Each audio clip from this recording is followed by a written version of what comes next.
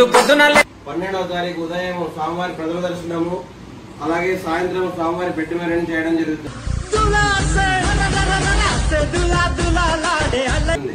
అలాగే 15వ తారీఖు స్వామివారి చిన్న సరిగెత్తు, రాత్రికి స్వామివారి ఊరేగింపు చేయడం జరుగుతుంది.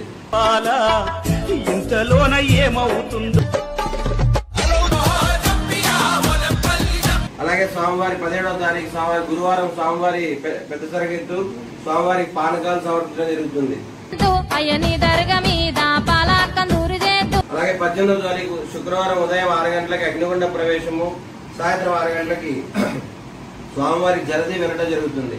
గోడాలు ఎవరైనా కానివ్వండి, 6 మంది గోడాలు, అలాగే మా భక్తాదులందరూ కూడా స్వామివారి గోడాలు తీసుకోవడానికి, స్వామిని ఎత్తుకోవడానికి ముందే